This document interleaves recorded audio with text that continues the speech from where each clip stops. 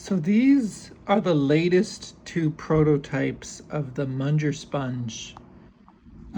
Take apartable Munger sponge, and they're both failures in their own way. This one, the crack is a lot smaller compared to this one. You can see there's quite a noticeable crack here. Now what's happened is this one, the inside is partially polished. Like I went and I partially sanded down the faces to make them flat because there was an alignment issue, but I did that after I pounded in the magnets, and that caused problems for the magnets. So this one actually in some ways is better, but it's not very nice looking because the magnets got damaged by the polishing.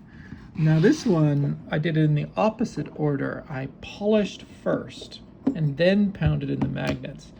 And you can see I got quite a nice shiny face. So I had high hopes for this one, but the shiny face, it got damaged in the process of pounding the magnets in. It damaged, you can see it like, let's try and get a better look here.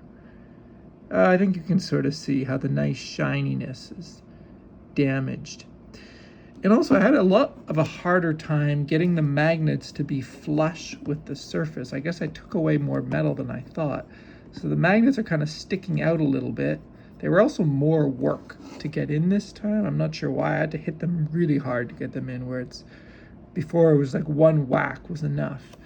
And the result is that instead of fitting together totally perfectly, there's this crack, and that crack is, at least to the best of my understanding, entirely due to those magnets not being flush with the surface of the metal.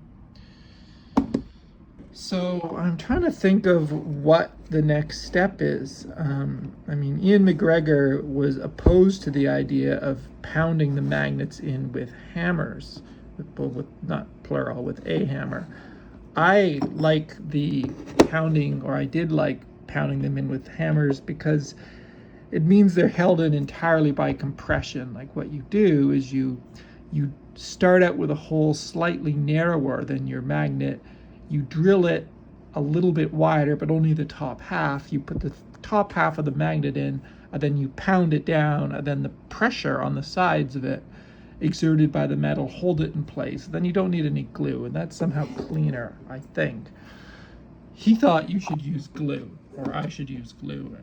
He mentioned that pounding a magnet with a hammer will destroy its magnetism, and considering how, like, I mean, I can still pick this up, but the magnetism is a lot weaker than I expected now that the alignment issues are fixed. So maybe it's true that you destroy the magnetism of these things by whacking them, and it ruins the look. Like, this was really shiny and nice.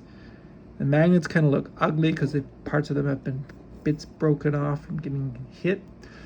So maybe the real answer is just to drill out a hole that you know is the right size for the magnet, get it to the right depth so you know it's flush, and once you know everything's good, use some super glue or something. Like Ian McGregor was saying, I don't like the idea of using super glue. But yeah, so this is yet another failure, and we'll see what the next iteration is.